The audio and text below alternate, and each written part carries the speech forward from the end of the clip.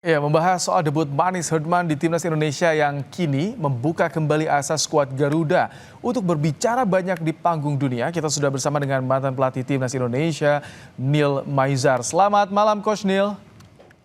Selamat malam, Bang. Coach Neil, Salam ini kalau olahraga. baik, kalau batin. Coach Neil, ini Anda sebagai pelatih, seperti apa melihat performa debut dari seorang John Herdman kemarin malam? Iya, kalau saya lihat tadi malam itu kan debut manis dia dengan dengan mengetahui bagaimana cara dia mau handle tim ini, itu yang saya lihat ya. Dan dia ingin mengetahui kapasitas pemain secara totali yang 23 pemain itu sejauh mana kemampuan dia ketika dia main pertama kali di pertandingan pertama kali yang dia lakukan. Jadi kalau saya lihat dia sudah bisa mengetahui komposisi pemain 23 pemain ini apa yang dia harus lakukan ya. Jadi debut manis ini hasilnya bagus dan ekspektasi masyarakat Indonesia juga saya pikir sudah lebih menyenangkan ya. Artinya pandang pertama ini menggoda. Ya selanjutnya tentu bagaimana John Herdman di pertandingan besok melawan Bulgaria di tanggal 30 kalau nggak salah bisa menampilkan apa yang ada di otaknya untuk tim ini. Karena dia udah melihat kapasitas ini pemain ini Oleh seperti apa, Sananta seperti apa, Beckham seperti apa, sedikit udah mulai dia tahu kapasitasnya gitu Bang. Jadi tinggal kita melihat bagaimana dia memberikan kepercayaan lebih detail lagi ke pemain untuk dia melihat secara total kapasitas pemain. Dan seolah Tapi tak yang ragu ya, pasti, Coach Neil, tak ya, ragu untuk menguji kedalaman skuad. Padahal kan kalau kerangka timnas itu sudah ada, tapi memainkan pemain yang baru dipanggil, berani ya, Coach? iya kan dia harus melihat itu Bang. Kalau dia tidak melihat kemampuan pemain di pertandingan ini, kapan lagi dia lihat? Karena pertandingan sebelumnya dia nggak pernah uji coba. Seorang pelatih tentu ingin melihat kapasitas Donitri seperti apa, Beckham seperti apa, Sananta seperti apa yang udah pernah main di Brunei, yang selama ini tidak menjadi pilihan utama, tapi sehari kemarin itu menjadi starting. Bahkan Donitri menjadi pemain yang main full time 90 menit. Jadi ini suatu hal yang positif buat kita dan juga suatu hal yang mungkin sebagai seorang pelatih dia ingin melihat ini menampilkan nih sejauh mana itu pemain yang dia punya 23 ini untuk bisa 2-3 tahun ke depan tim ini menjadi utuh dan dia inginkan gitu.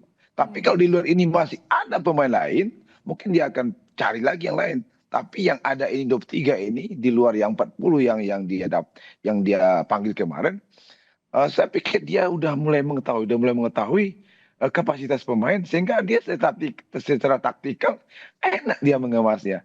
Dia pakai Jordi, dia pakai si Rizky, Jay, Elgan, si Kevin Dick, Kevin Verdon, dari sudah mulai dia tahu. Ini Oke. kuncinya untuk tim nasional ke depan lebih baik. Saya Asik pikir ya. itu, Bang. Iya. Coach Neil, ini sebetulnya yang juga disorot adalah penampilannya di pinggir lapangan. Dia nggak betah duduk Iya. lama-lama di bench. Tampaknya banyak direct instruksi langsung ke pemain. Itu biasanya seorang pelatih akan lebih efektif hal-hal seperti itu ketimbang hanya memantau bagaimana dari kejauhan tanpa menyampaikan instruksi secara langsung. Iya, tren modern coach itu gitu Bang. Kalau kita lihat Pep Guardiola bagaimana dia menghandle Manchester City atau Arsenal, kan pelatih itu harus terlibat di pertandingan Bang, 2 kali 45 menit. Bagaimana bertahan pemain dia, bagaimana menyerang pemain dia, apa yang harus diinstruksikan dia supaya fokus dia itu di setiap pertandingan, bukan menyalahkan tapi mengingatkan, memberikan motivasi. Nah, ini kan sebelumnya sudah ada dan ya beda-beda karakter, tapi untuk Indonesia cocok ini Bang. Mengingatkan, memberikan motivasi. Pas lah kalau untuk Indonesia. Jangan seperti coaches silent aja duduk. Tidak ada komentar, lihat-lihat aja, nggak bisa. Oh, Indonesia, pemainnya itu punya karakter untuk diberikan motivasi Bang. hmm. Sehingga dia apa nama, eh, eh, bermotivasi dan dia ingin Oh, melakukan itu dan mengingatkan itu dan oke. itu stylenya dari Jane Harman itu sangat diperlukan untuk sebagai pelatih tim Indonesia. Gitu. Bang. Jadi Beda Bang, beda. Oke. Antara STY dengan Patrick Klepper beda. Abang lihat Patrick cuma tidak banyak komentar, tidak bisa melihat. Tapi Beda kadang-kadang cara, dia beda memang pendekatan ya, intas di Coach. tim. Iya, Oke. pendekatan dia ketika pemain udah keluar lapangan gitu loh Bang. Coach, tapi ini waktu berkumpul pemain kan begitu singkat ya. Tapi sudah terlihat ya, Hotman ini menguasai ruang ganti pemain. Ini Bang, ini pengalaman dia sebagai head coach di Kanada, dari Kanada yang tidak punya apa-apa, yang tidak tahu orang sampai ke Piala Dunia. Sebenarnya dalam melatih itu kan bukan hanya punya knowledge Bang, tapi yang mahal itu experience.